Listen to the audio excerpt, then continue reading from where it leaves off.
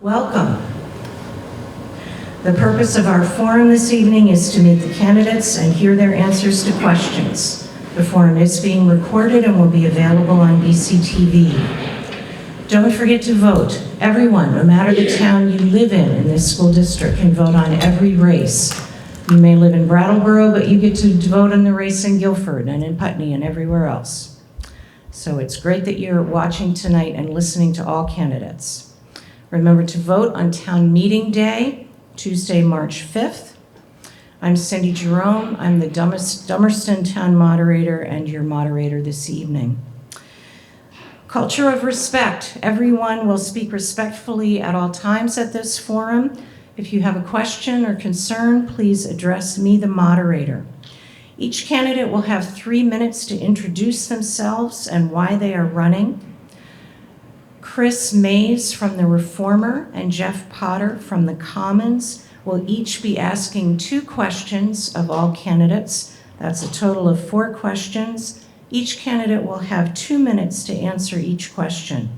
I will tell you when your time is up. If there is time, the public will be invited to ask questions and candidates will get 2 minutes to respond to those. There are 2 candidates who had previously scheduled engagements. I hear one's out of the country, but they both were able to submit an introduction, and one also was able to submit answers to some questions. The questions weren't finally set until quite recently, but I've managed to go through his answers and pull together the parts that answer the questions that will be asked tonight.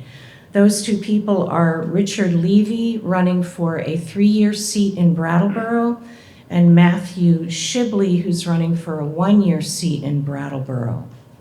One candidate, Deborah McNeil, who is running for a 3-year term in Guilford, has decided to drop out of the race. She's no longer in the running and is not with us tonight. Ann Beekman, who is running unopposed for a 3-year seat in Putney, was also unable to be with us this evening. So we'll start with the candidate introductions. We'll go by office. We're going to start, please, with Lance Cutler. So if you'll hand the microphone down to Lance at the other end of the table. Lance, go ahead.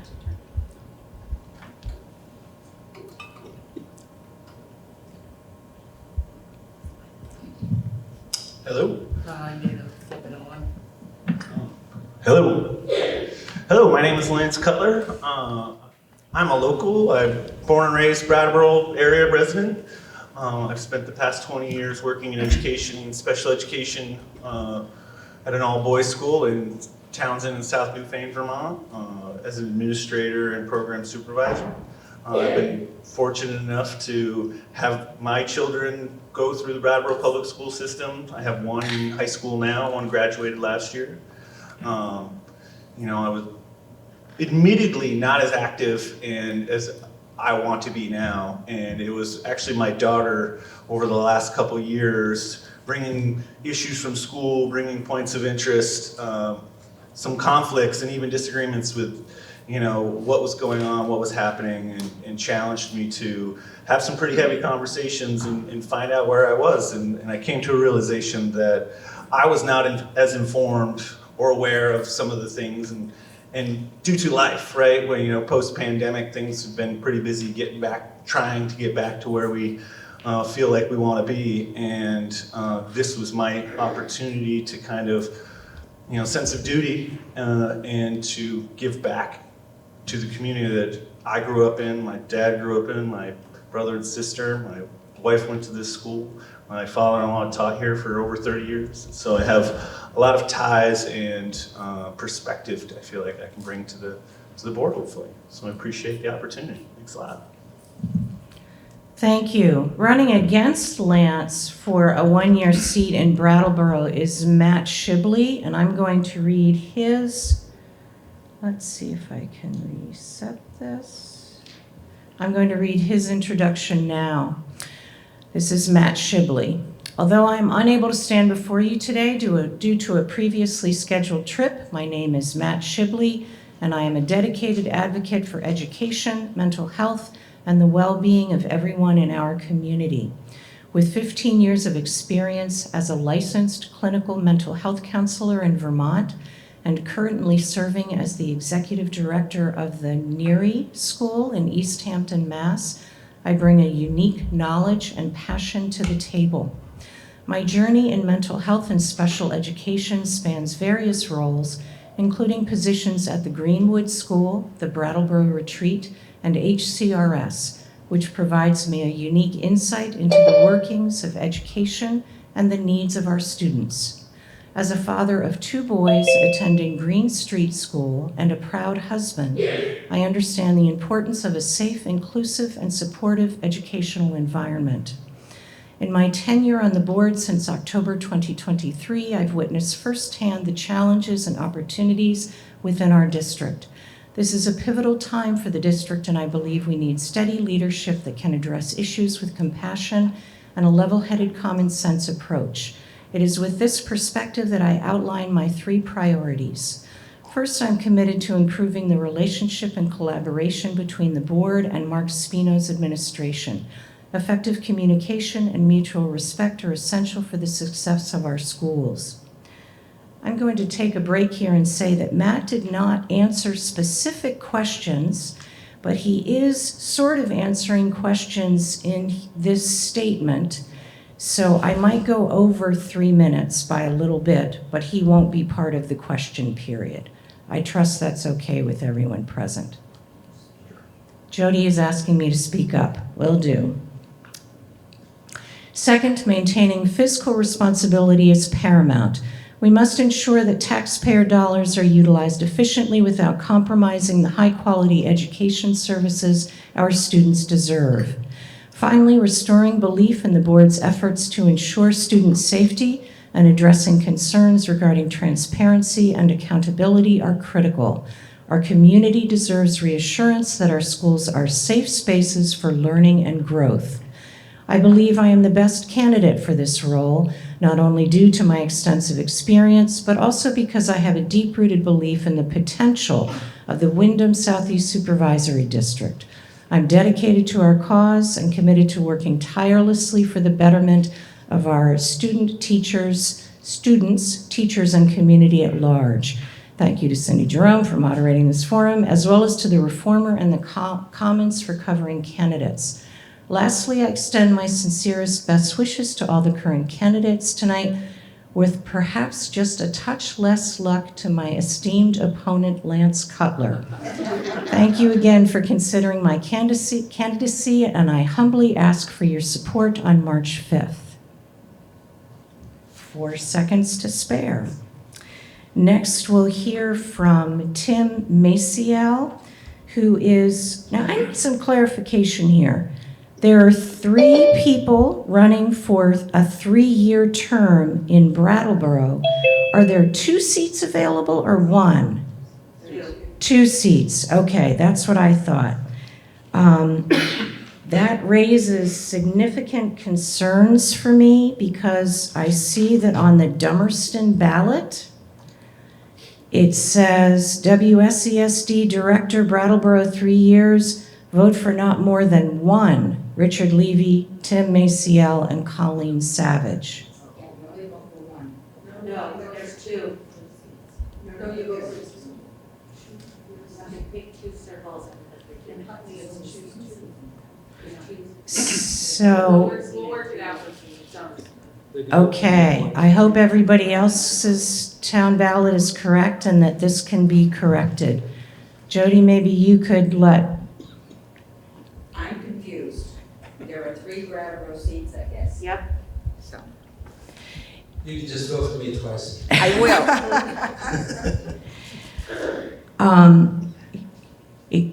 Do you guys think that there are There are, 2 seats available and 3 candidates running? right. So when you see these 3 names here, you should be voting for 2 of them. Right. And that's not what the Dummerston ballot says. It says vote for just 1 of the following.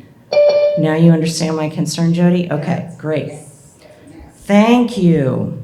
Let's figure that one out. So the first one I have on my list is Tim Maciel. Tim, will you take the, Okay. you've got the microphone, go ahead. Thank you, Cindy, and thank you everybody for coming. So here's the thing. School boards benefit from members with different backgrounds, different fields of expertise. For example, our board has benefited from Matt Schibley's background in human services and mental health. We've also benefited from Kelly Young's skill in organizational leadership. And a school board also benefits from the knowledge, skills, values, and experience of an educator. If elected, that is what I would continue to bring to the board. I have several academic degrees, including a doctorate in education. My experience in education has spanned several decades, beginning with the Peace Corps in Korea in the 70s, to serving as a substitute teacher for a 5th grade class in Hinsdale just before I joined the board 4 years ago. But for all the teaching and leadership positions I've had at schools abroad and in the United States, I will say that the best training for a seat on the school board has been my 4 years actually doing the job and serving alongside truly remarkable people. As a board member, I've been serving as a member of the Social Justice and Equity Committee, Vice Chair of the Policy and Amendments Committee, Board Rep to the Supervisory Union, Representative to the BUHS Leadership Council, and as advisor to the Student Advisory Committee at the high school, one of my favorite jobs. So what have I accomplished? Well, the truth is that one person acting alone on a board can do very little. So all of my major accomplishments have really been in close collaboration with others. Looking back over the past 4 years, I think we've accomplished quite a bit.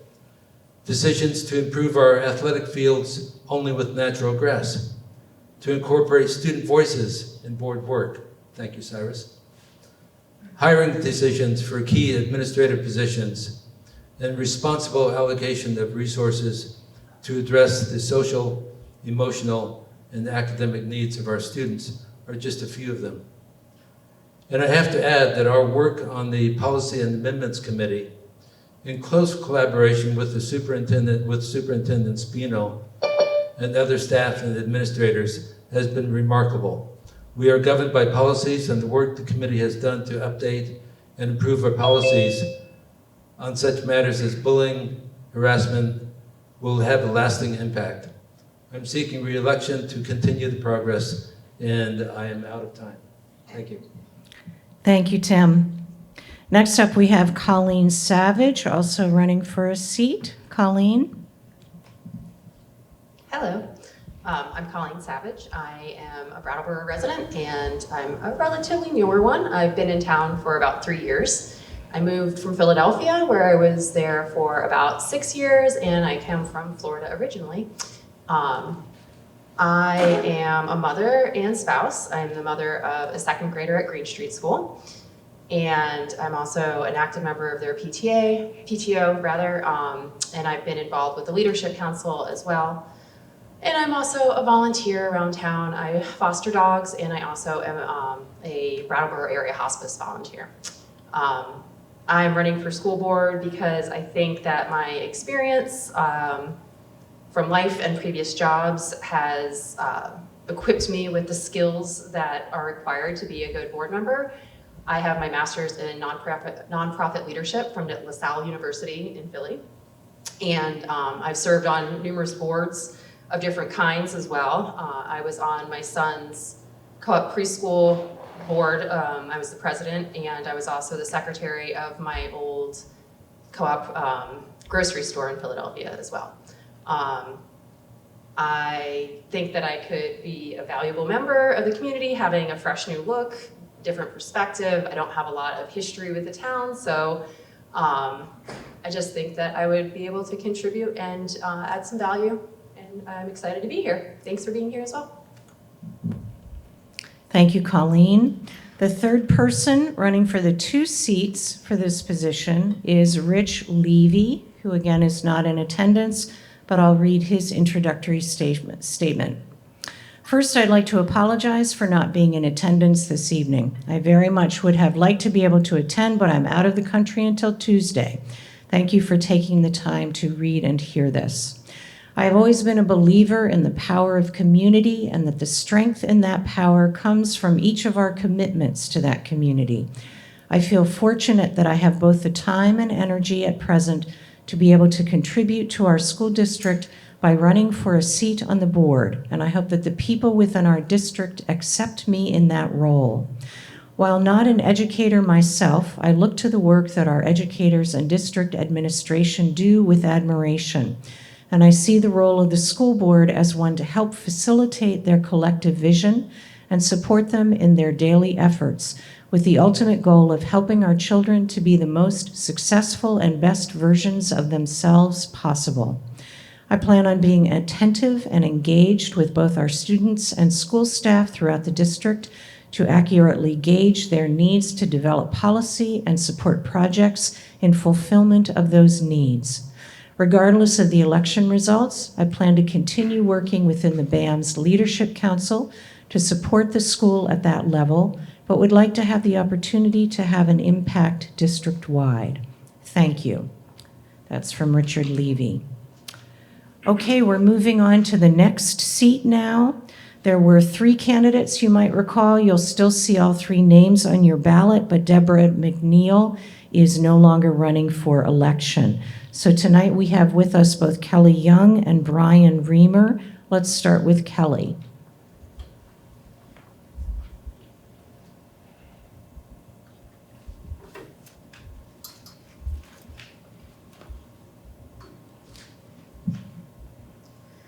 Each life has the ability to touch other lives, which in turn touch yet more lives. And so person by person, generation by generation, a world and a future are shaped. This is a quote by Thomas Kincaid, someone who my mother, one of my greatest inspirations specifically with regard to education, appreciated greatly. I found this little book amongst my mother's books and thought it was appropriate. My mother grew up in northern Vermont as the oldest of a family of 11 children. Education, in particular, her college education, was crucial to her efforts to rise out of poverty. It was through growing up surrounded by this deep connection to education that I grew to appreciate the attention to quality education for each individual student. The voices of a community member can and should be strong and directed about issues. The voice of a board member should be strong and directed about the interests of the entire district and every student in the district. These are 2 very different experiences. I am a board member who works in collaboration as a team with the entire board. What I, as a board chair, present to the community reflects the view of the entire board. I speak for the board, not myself. It is not my opinion because it is not my personal opinion. I'm no longer a community member, but an elected board director. As board chair, one of my primary goals was to establish collegiality, partnership, and communication with the administration and the community, not mired in hostility, but rather working towards effective collaboration. I have worked to change the tone of the board meetings to being welcoming to the participation and comments of anyone coming to the board meetings. I have worked to rebuild a strained board administration relationship by demonstrating professionalism at all times and working with the administration to create a collaborative environment which focused on the students. Without collaboration, we cannot do our jobs. Without it, we do not serve the students nor the larger school community. I started with a Thomas Kincaid quote, so I will end here with another. The more you give of yourself to others, the more joy and peace will flow into your own life. As I return to what inspired me to pursue continued service to the school district, I reflect on the strength of character that I witnessed from my mother throughout her life. This experience will be a part of me as long as I live. The lessons that I have learned as her daughter and as a mother myself have served as the motivation for my commitment to service for the community. This is what I bring back to the board if re-elected. I can only hope that in some way I measure up to the legacy my mother has left. Thank you, and now we'll hear from Brian Remer, who's running for the same seat.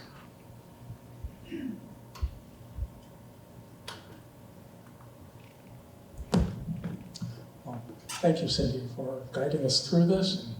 Thank you all for joining us or giving us the opportunity to be here today. I'm glad folks have joined us in the room and online as well.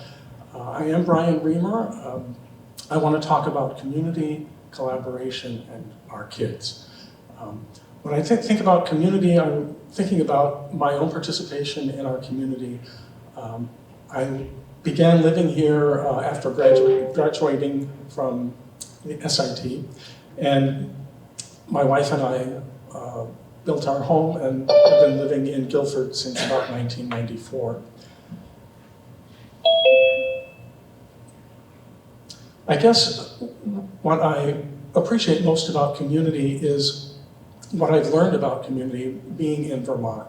I used to wonder, well, who's going to fix those potholes? And when are they going to do that? And things about school or whatever. And then I realized, well, community is really those of us who are in the community standing up and deciding to do something and make a difference. And that's really my reason for being here today. I have the opportunity now to contribute to our community in a way that I couldn't before. I recently retired. In fact, today is the first day of my retirement. So if any of you are wondering what you might want to do on your first day of retirement, this may be an option for you. My work recently and for my career has been as an educator, not just with children, but also with adults. In those situations, working with organizations, my focus has been on creating an environment where people can do their best learning and do their best sharing of ideas. So I'm really focused on the collaboration that can result when we take different ideas from different people, find the common thread, and bring those together into a focus that we didn't necessarily have before. And I think that's really important for our children because our kids are struggling with so many different things today that many of us as adults did not have to worry about in our generation.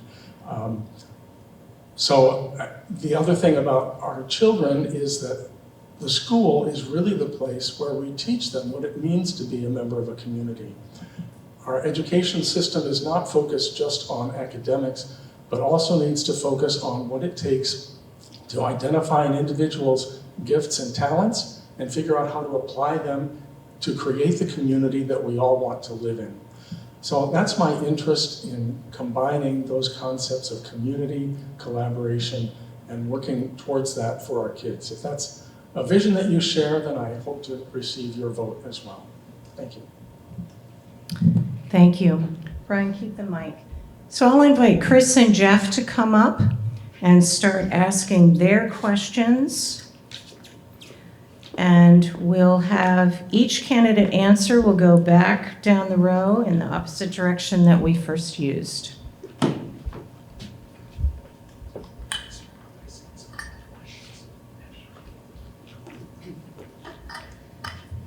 Hello, everybody.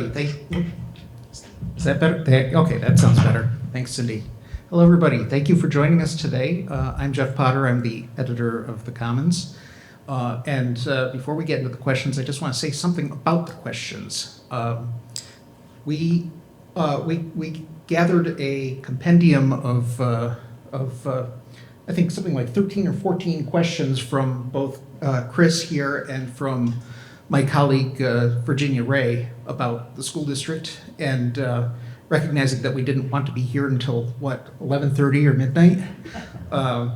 Cindy asked me to edit them into 4 questions. So although Chris and I will be asking the questions, they will reflect actually elements of both newspapers in what I think is a really nice amount of symbolism. So Chris, do you want to take the first one, or? Sure.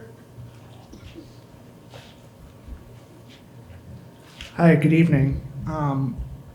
The first question is, in running for a seat on the WSESD board, what do you believe are the 3 biggest challenges facing the district, and what do you feel you bring to the table to contribute to the solutions?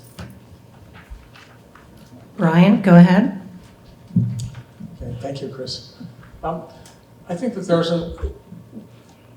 I guess I would say the first, or the 3 that are most important for us to focus on have to do with staffing. I've heard that many people in the school system are concerned that they don't necessarily have backup people or substitutes when that is necessary. Of course, finance is always an issue, and how we balance the need for quality education with our ability to pay for it. And I think our school climate is the third area that we need to focus on. I think as a board member, part of my responsibility would be to help the board act as a role model for how it can conduct its business, and therefore be an example for both administrators, staff, teachers, as well as students, and set the tone for the kind of environment that we want to have. Thank you, Brian. Kelly?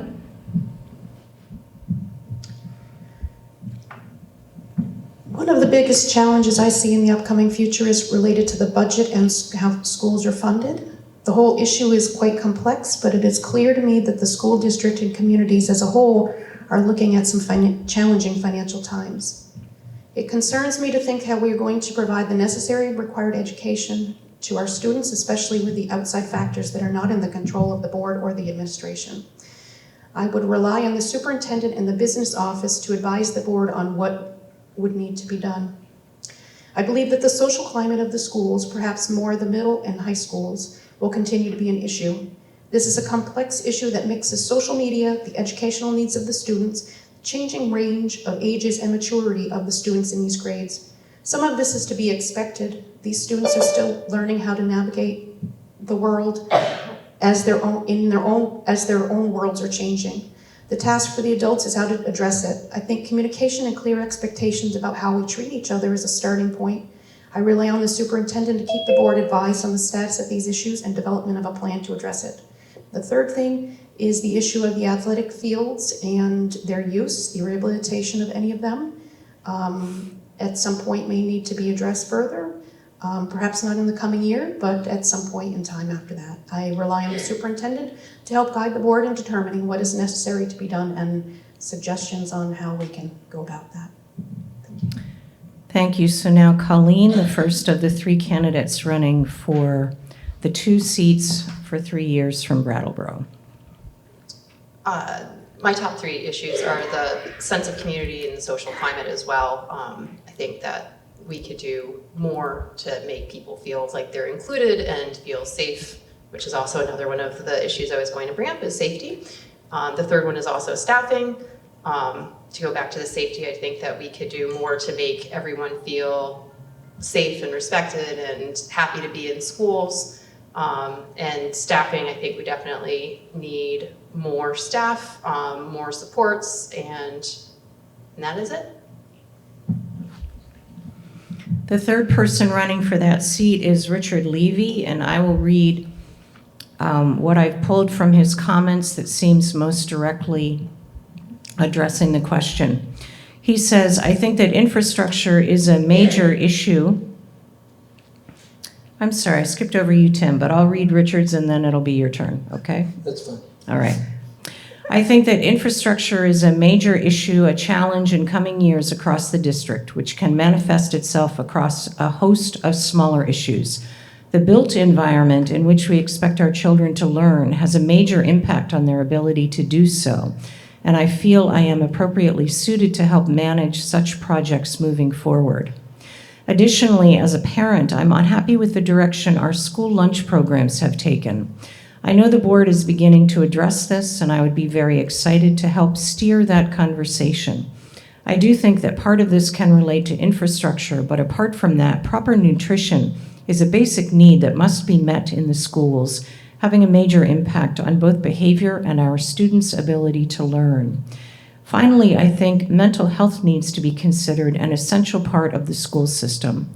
I don't doubt that teachers and administration alike see this as well, and it will really come down to a resource issue, which is the board's responsibility to solve. Tim, your turn.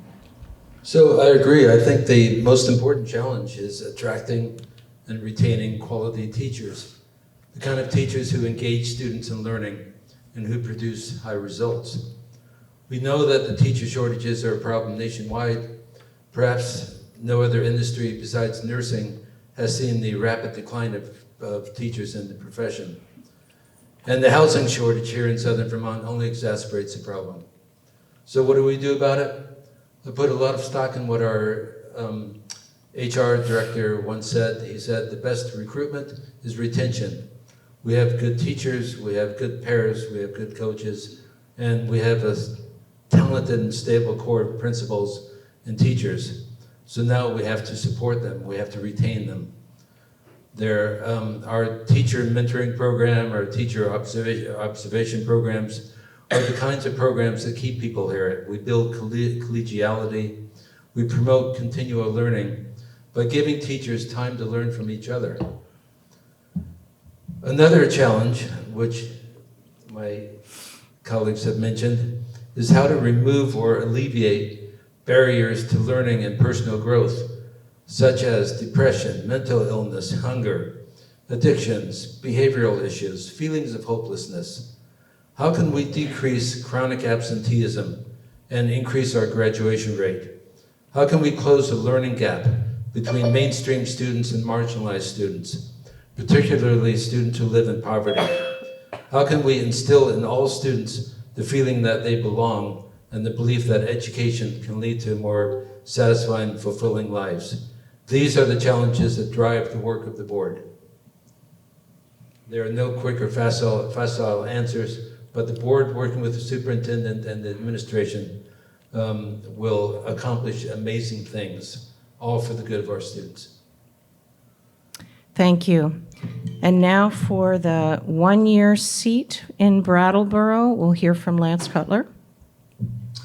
Thanks a lot. I agree with many of the points that these fellow candidates have said. I truly believe that the funding stream for budgets in the state of Vermont is going to be something, whether we want it to be an issue or not, it's very real. And it's confusing and it's complicated, and in some ways it is beyond any one little fix or workaround. And I think that's going to be a big part of a discussion in the year to come. Similar to what Tim was saying, I, as someone who works as an administrator at school, can assure you that staffing and staff retention is something that is paramount in keeping our schools effective and a place that people feel safe, that they can learn, but also be challenged. And retention particularly allows for relationships. Relationship models are what allow kids to feel safe, allow staff to also feel like they're doing their best and appreciated. And on top of that, being able to have consistent staff with those same relationships allows for the community to trust in what's happening from year to year. Thirdly, I believe opportunity access, whether it's opportunity for as many kids to participate in academics, extracurriculars, and cultural parts of the school, and access, creating environments and systems that allow all members of the school community to participate and be them full selves is a huge part of what we're doing. I believe that the current board has been working in that direction, and I feel the superintendent's office also has been diligently trying their best to make strides in those areas. Coming out of the pandemic, as someone who works in the school, I assure you it was unlike anything I had ever seen. As someone who's worked in special education for 20 years, coming out of the pandemic was different across the board, and we are still adjusting to what that difference is. And so I feel strongly that effort will be what we're really trying to continue to work on. Thank you. Thank you. Jeff, want to ask the second question?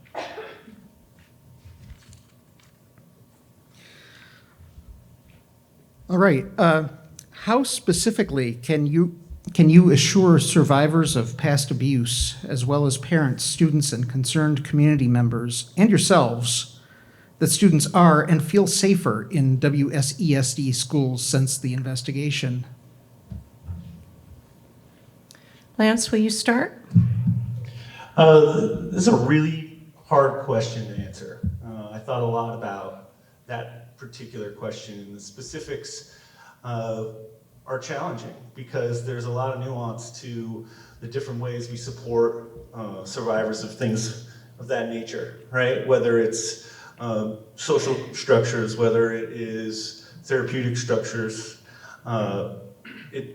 it's challenging. I actually asked my son what his thoughts were in the difference between then and now, and he assured me that the climate of the school was very different coming from 2 years ago. I don't know if folks remember, it wasn't just Brattleboro, it was Keene, it was Greenfield. The amount of violence, threatening, really challenging behavioral issues that were coming up as students, transitioned back, and your normal hormonal teenage hierarchy and the things that we took for granted that we took away from them for a year and a half made for some really significant, kind of scary challenges coming back. So from a day-to-day lens, the amount of physical interventions that have happened, or fights, for lack of a better word, or people kind of exhibiting violent tendencies has reduced a bunch in the eyes of at least a good portion of the student body. I obviously don't speak for everyone, and I don't assume to. With regards to specifics of how we assure the safety, I know that asking the kids is a big part of it. Making sure that they're involved in the process, their voice is heard, I think is gonna probably speak louder than any one adult could stand up and say.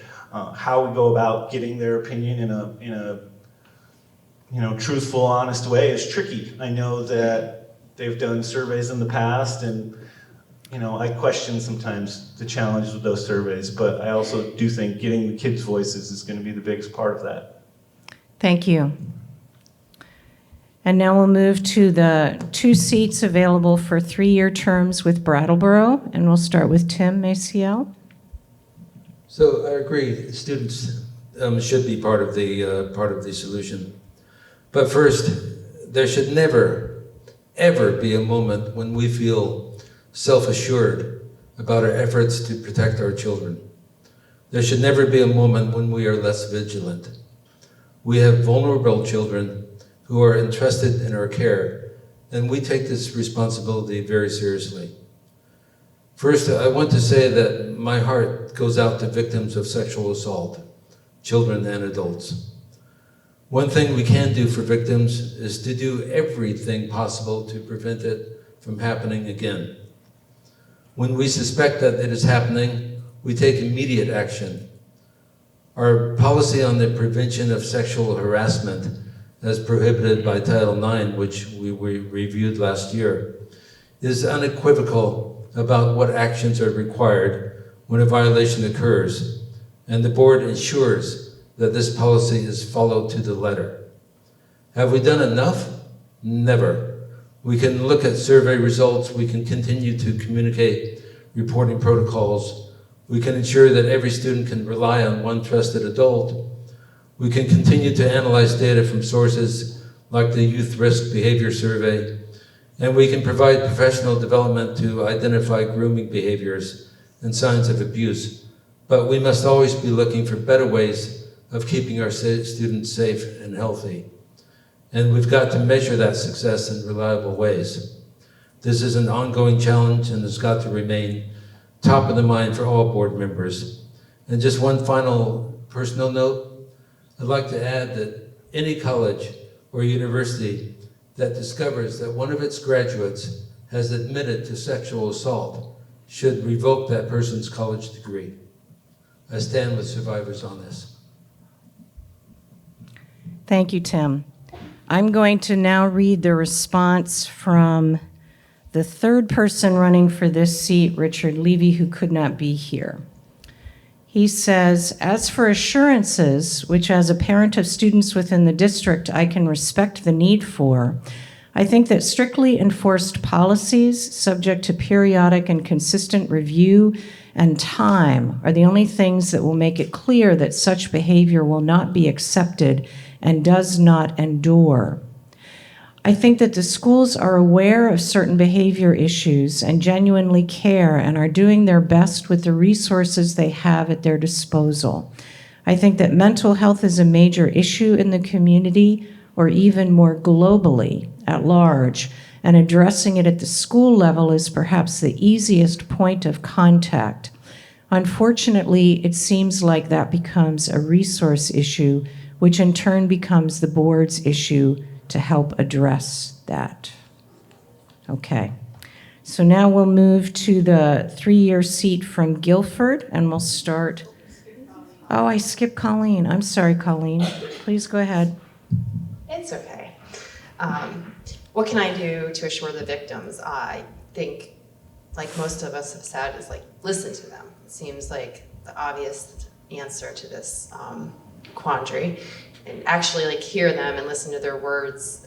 Give them the space to be open and honest, to be approachable. Talk to the students and the parents and the staff as well, and to listen to professionals to learn more. I think being open and honest and staying curious is a great way to be in the world, and that if we learn from the past and we make changes based on what's happened and what we've learned, would be good steps in the right direction. And now we'll go to the Guilford seat. Thank you. I think that there will always be a certain level of conflict that exists in our schools. We are tasked with guiding these young people through some challenging times for them, biologically, socially, and educationally. The last few years have no doubt been challenging. The merger of the school boards into one board has come with confusion and questions for the board, administration, and likely the community, as we are still forming the identity of the district and figuring out a lot of the administrative workings. Shortly after that, the administration had to work fast to figure out how to continue to serve the students while adhering to many requirements and restrictions. Along with that has come a number of lingering issues such as learning loss and learning how to work and learn around each other again. I share the concern of the community that the safety of our students is the absolute priority. We as a board can foster healing by ensuring the resources our students and families need are readily available and announcing them in a variety of ways. We as a board have worked to ensure that numerous presentations on different subjects have occurred and will continue to work towards publicizing information that will help our community. It is important to remember that the respective roles of the school boards and the administration. The board is responsible for oversight of the district schools, while the administration is responsible for taking the actions within the schools. There are many steps the superintendent and the administration have and continue to take to keep the district's students safe. Students are encouraged to reach out to a trusted adult if they are in a situation where they do not feel safe or comfortable. Through opportunities such as professional development, expectations of appropriate adult behavior and consequences are clarified and confirmed for anyone who may otherwise engage in inappropriate behavior. Further information, including mandatory reporting of incidences, is clarified for those who may become aware of such incidences and their obligation for reporting. A greater vigilance of these issues and preparedness to address allegations is notice and warning to anyone who might think the actions are acceptable. Students should feel emboldened to speak up and feel that they can report incidences where they will be heard. Thank you. Brian? Well, this is really a difficult issue, and I appreciate the care that everyone has brought to this conversation. I think it's especially difficult to talk about how survivors may be addressed. It's difficult when we don't know exactly what the board has done already, and of course there are reasons that we don't necessarily know specifics of that. But that said, what I've noticed is that when people do encounter or live through a difficult situation, or even a very positive situation, all of those experiences become a part of who they are and help build their resilience. So for those folks who have been or are survivors or have been abused in some way, I hope that that experience at some point can become a source of strength and further resilience. In terms of going forward, I'm glad that there are policies in place. Those policies are really important. And I think to make the policies really livable and doable, people need to think about how they apply to their specific situation. So in my career, I've had many opportunities when I did led training on sensitive issues such as sexual harassment. Although there was always a policy, it was always critical that people thought about and talked together about how they would apply it in their specific situation. Because how a teacher needs to apply the policy and what they need to focus on in their particular classroom is different from a different teacher, is different from an administrator, and is different from the response of students as well. So we need to have lots of conversations about our policies, whatever the policies relate to, and provide people opportunities to apply that to their particular situation. Thank you, Brian. Chris?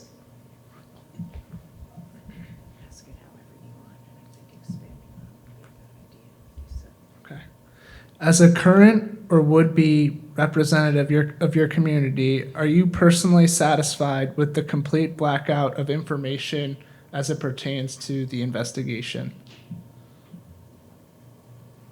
Brian? As I alluded to in my previous statement, I guess I'm not completely comfortable with that. I think I do understand it, and at this point, I'm not sure what can be done. Again, what happened in meetings, in the executive session, I'm sure that there's a reason for that, so I trust our school board about that. At the same time, the way in which the issue was finalized and shared with the public seemed to me like, well, I guess I wish that there had been more opportunity or more care taken in how that message was conveyed so that there would be a bit more empathy shared with the individuals and expression of concern and understanding. Kelly? This is potentially the most difficult issue that I've dealt with in my time on any of the boards. It's been about 6 years since I've been in all the boards I've been on. And I think one of the most difficult parts about this is that I believe that I know every single board member and how the empathy that they have for anyone who has felt trauma, and that we all want to be able to take away someone's pain. As parents, as community members, as we all want to take away whatever pain someone else is feeling. As board members, we are placed in a position where we have a lot of obligations, and sometimes the obligations that we have to fulfill are difficult to express. And I feel compassion for anyone who has suffered.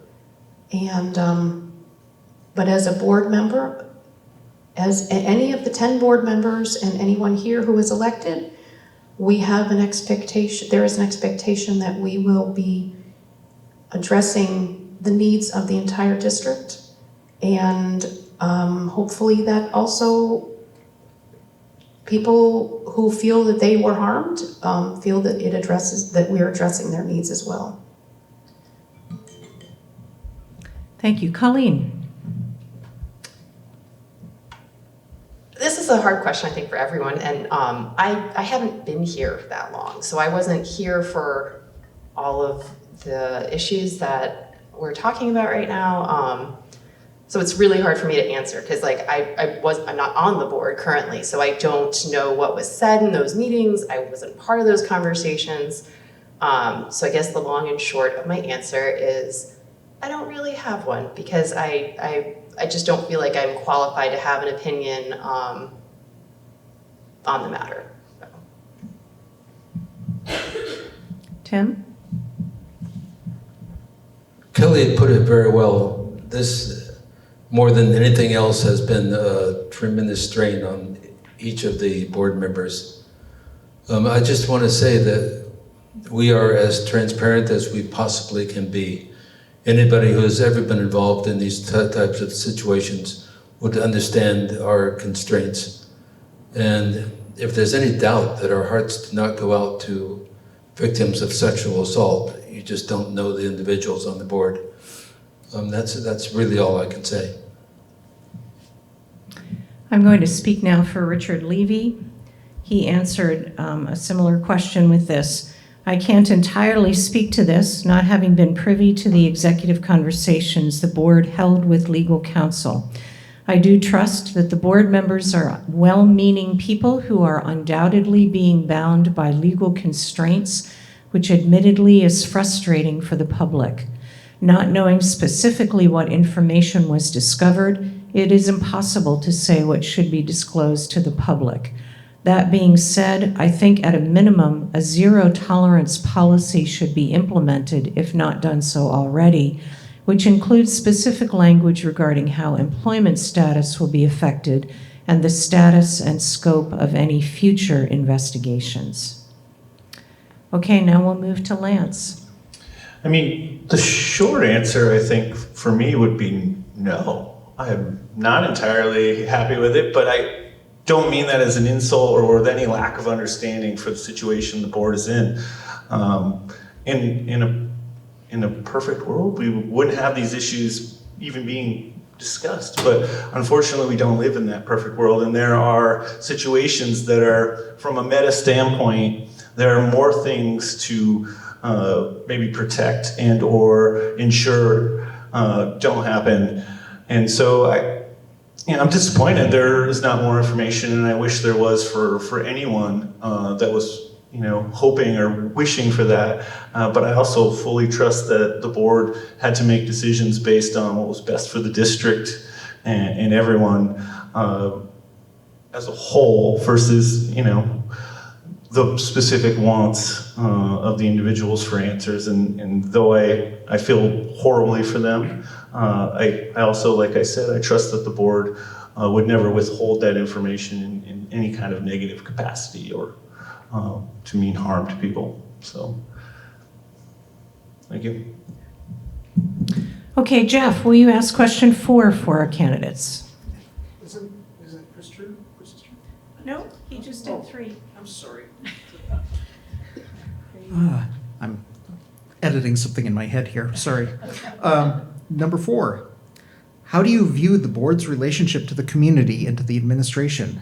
How will you effectively represent your community to the district and represent the district to your community? Well, my personal opinion of that is that I did not have a strong connection with the board as a member of the community. I was not making my best effort to be aware and to participate. And like I said, over the last few years have changed that scope. And, I feel strongly that it would be great for more people to be involved and to be aware, and my hope to be a part of the board would include that, continuing to advocate for more involvement from the community so that their understanding is more real-time versus reactionary.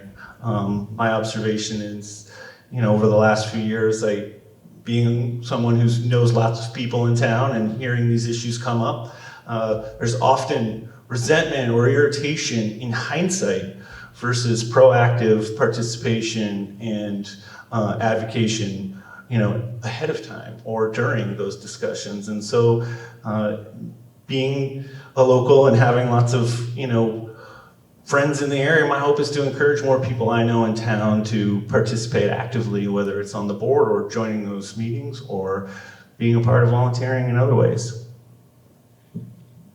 Thank you. Tim? Could I ask for that question again, please? Certainly. How do you view the board's relationship to the community and to the administration? How will you effectively represent your community to the district and represent the district to your community? Well, community has different meanings There are community organizations such as Youth for Change, Food Connects, building a positive community, and these nonprofits inform the board on specific issues and promote programs for our students. And then there's, when I think of community, I really think of the Commons and the Reformer, that are essential for keeping the public informed of issues and achievements, and whose role in building community I greatly appreciate. And then there are the parents, grandparents, guardians of our students. These are major stakeholders, and like students, I think they sometimes underestimate that power to inform and influence a board.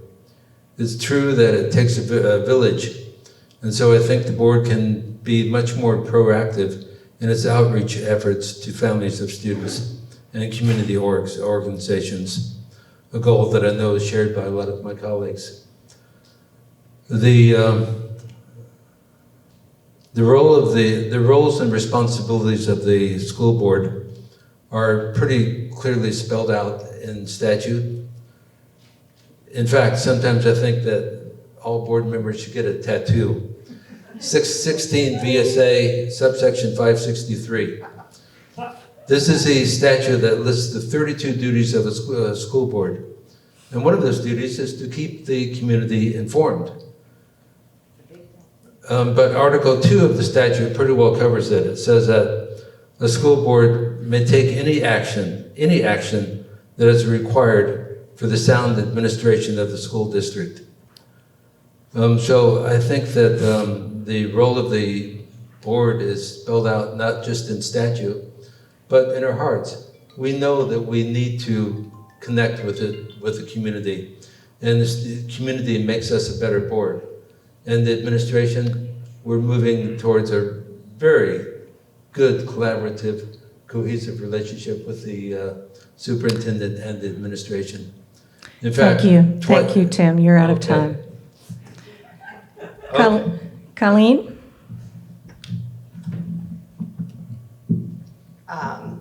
The roles of the school board are to establish the vision and the goals of the public schools in their district and to set standards for the performance of schools and superintendents. And I think that we serve, like this, school boards serve our community. They're like entwined with each other. You can't have one without the other. And administration as well. They have to go hand in hand. They have to collaborate. They have to work together or else it doesn't work. How will I add to this? I'll add to it by working collaboratively, to listening to what people say, what they care about, being out at school pickup and talking to the other parents and hearing what their concerns are and talking to people at the grocery store and when I'm getting my hair done and all the things that we do on a day-to-day basis, being accessible and being that clear line of communication, putting my own preferences aside and listening to what the group wants more than what maybe I think is right. It's a huge, huge role for anybody to be a part of any of these things, either the school board administration and the community at large. And I think that just working together and hearing people and being the voice for the person who doesn't have one is something that I can do. Thank you. I'm going to read the response from Richard Leavy now. I view the role of the board as facilitators, addressing the needs of the students, teachers, administrators, and parents. We can only address those needs by listening, and so I think the feedback loop between said parties needs to be looked at more closely. I know this conversation is already going on, and I hope to be able to keep it going. I think that one area to facilitate community feedback is with the leadership councils of each school. I think that we should continue to refine further what the roles of these councils are and how they can contribute to policy making at the district level. Being made up mostly of parents, I see this as the easiest avenue to increase feedback. Thank you. Kelly.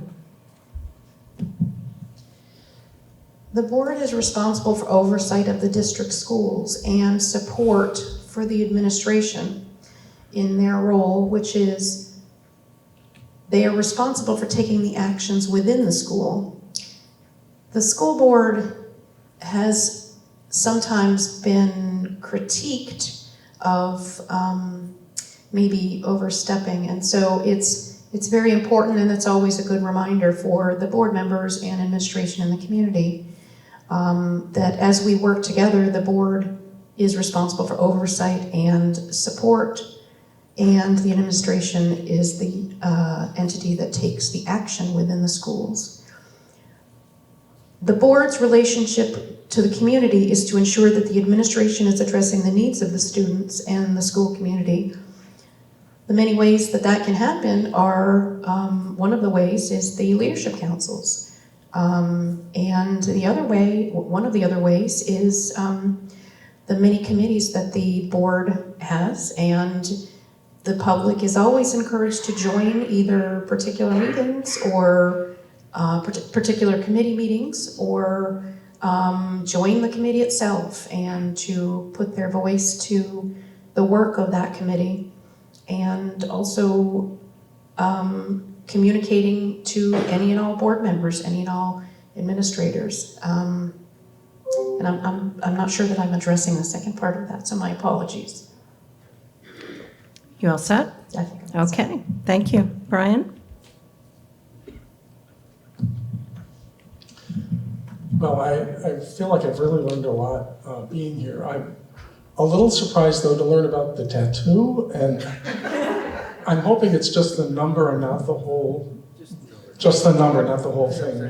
Okay, because I know there might be pain in this position, but I didn't want that kind of pain.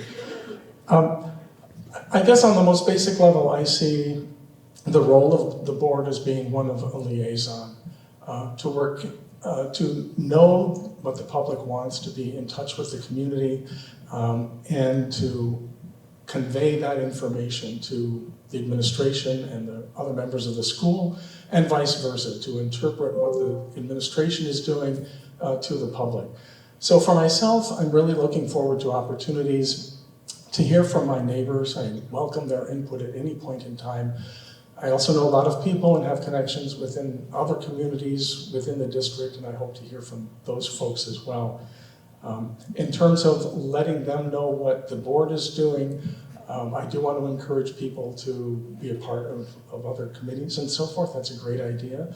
And I also have, just with our folks in Guilford, we have a very nice little newspaper called the Gazette. I would love to be able to offer summaries of what the board is doing by that means, and get the word out to folks that way. So. Thank you. We do have time for a question or maybe even two from the audience.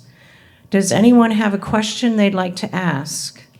Up front here, I wonder if one of you would be willing to take the mic to somebody in the audience who, there's a ramp right there, John.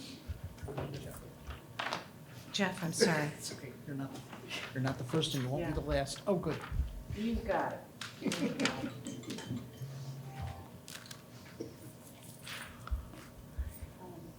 Is this thing on? Where's it going? Flip it up. All right. Hold on. There you go. Hi, my name is Eileen Azarama. I work here at BAMS. I'm a social worker, and I work under the special education department. I'm also a parent of a high schooler here at BUHS. I have a couple of questions, and I'll be as brief as possible, but does need a little background. So I wrote it out. Because I work with individuals and small groups, I have the opportunity to see the best some of our students manifest in terms of compassion and caring and emotional growth.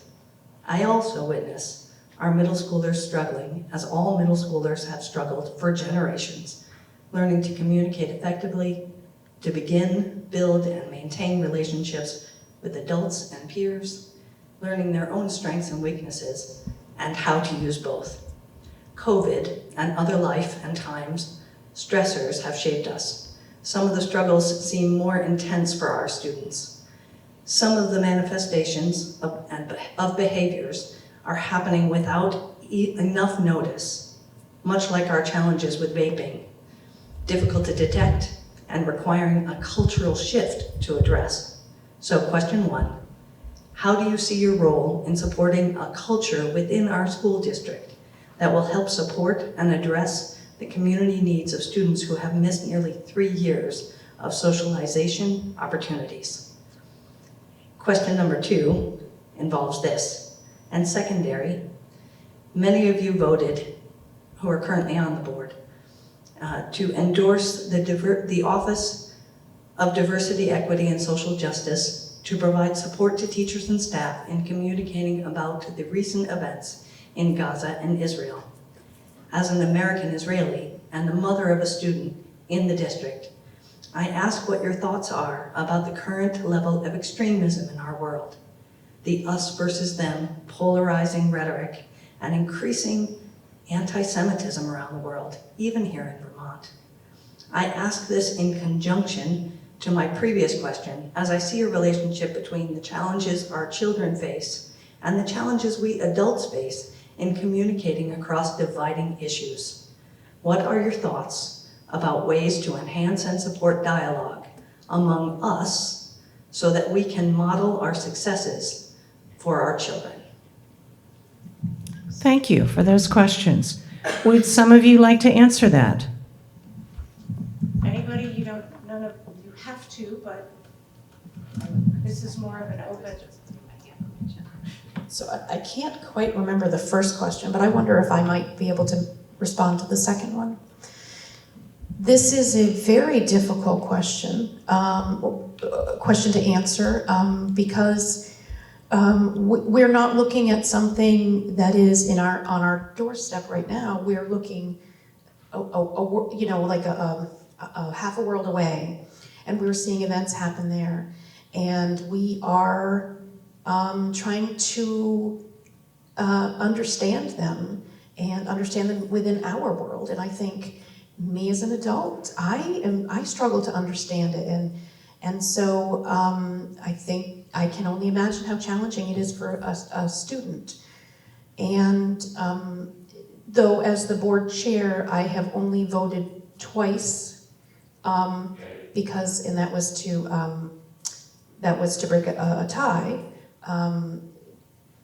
I would have, if I was voting on it, I would have voted for it because in life, there are difficult conversations to have, and this is a very difficult conversation. And but we can't move past something until we start to look in the face of the issue. And once we look in the face of the issue, we see the humanity of it. We see each other's humanity. You see that someone who has a particular color skin, color hair, whatever sort of features or thoughts or whatnot, you see someone who is somewhat different than you think, and you realize that, well, wait a minute, they have a lot of the same needs that I do. They have a lot of the same thoughts and fears and desires, and we are similar. We can find something in common, and I think that's the struggle that we should be focusing on, is how do we appreciate that every one of us in the room is different, and yet we can appreciate those differences, and we can also appreciate that we have some commonality, and I think we have worked, as adults, I think we all struggle with that, but we need to find a way to help our kids through it. So, Would anyone else like to address that?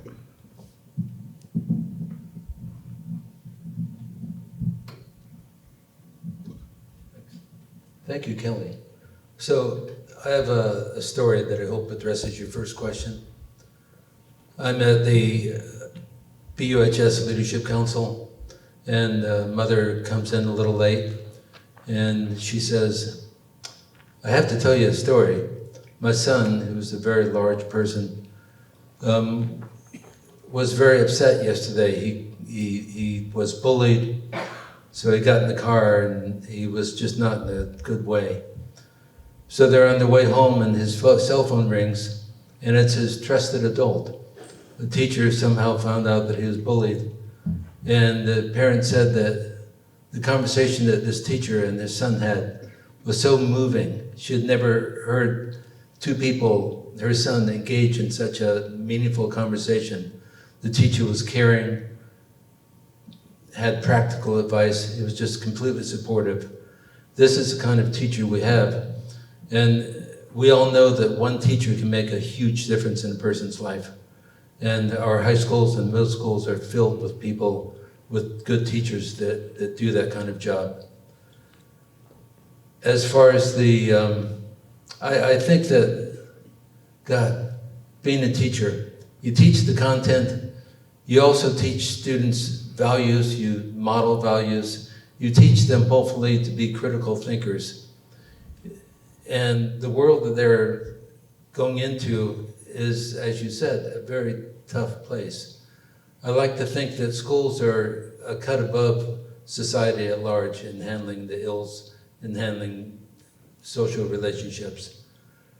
But certainly, we graduate students who not only have skills and knowledge, but the personal self-knowledge to move ahead, to have successful, productive lives, and ones that are engaged in society, which brings me to the statement about Gaza. I think that, yeah, education should not be divorced from current events. And the reason that we made that statement, that we endorsed that we made that statement, is because we saw teachers, not just here, but across the nation, were struggling with how do you deal with it.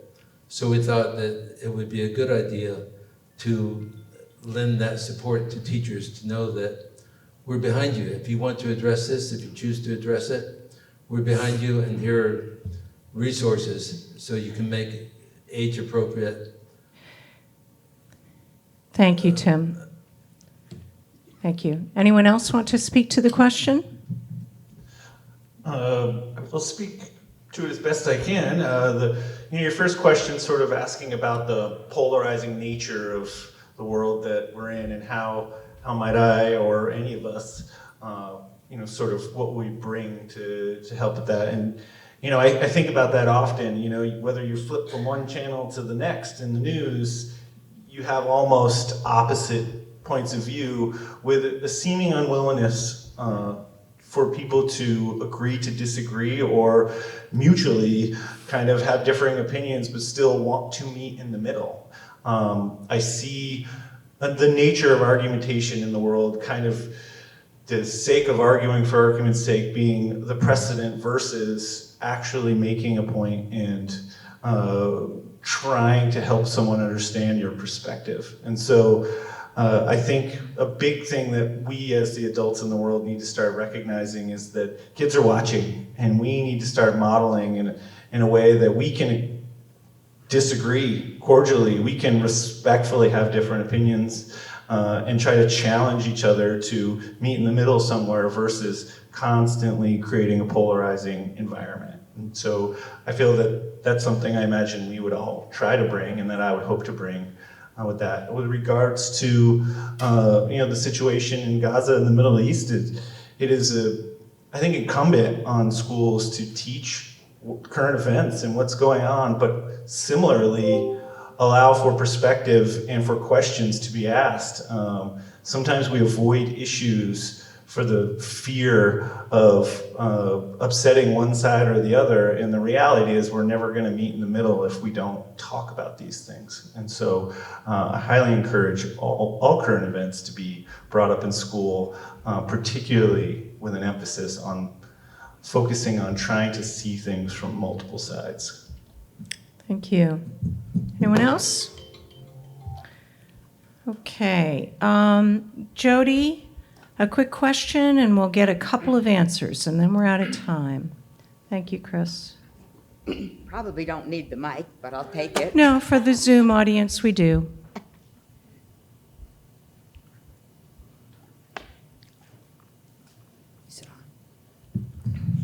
Jody Normandeau from Dummerston.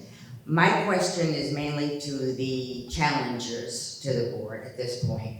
And it came up from one of the board members, the challengers' comment, that had not been involved in the school board, not seeing the meetings, not knowing what the school board was doing, but they're still running for the board. And they sound like good candidates, but I would like to know first, have you watched what's happened to the board and what's going on? And if you haven't watched and you get onto the board, how would you encourage the public to come to the board meetings and see what's going on, and not just listen to people on Zoom, not Zoom, but on Facebook, and I don't want to say the comments in the Reformer, but I mean, still hear it for yourself as to what's going on.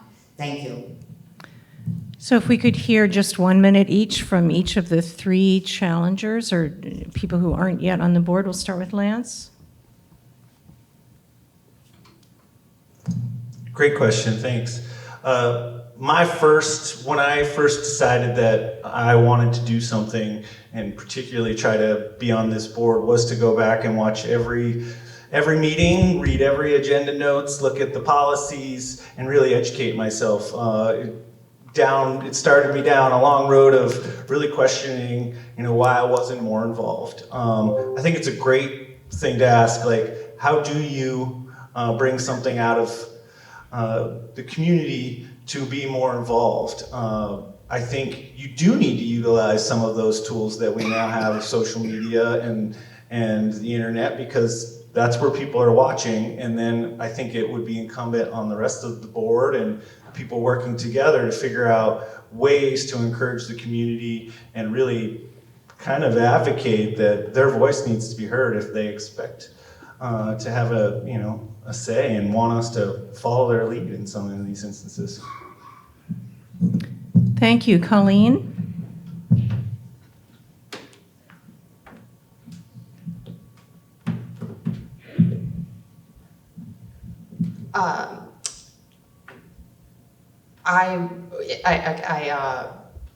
Sorry. How would I encourage others to join and watch and such? I have only lived in Brattleboro for 3 years, so my history is very short. So I have had a lot going on in the 3 years since I've moved here. To catch up on board stuff, I would definitely watch past meetings and read more minutes and notes from meetings. I've read articles in the newspaper. I haven't been able to attend meetings previously due to conflicts, but I would make that a priority if I was elected, and encourage others to join in, talk about it, be open about it, talk about the work that we're doing, what we're striving for, to try to get different ideas, to try to get more involvement.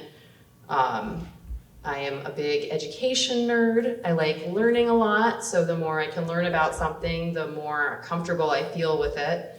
And I would just dive in head first and give it my all. Thank you. Brian?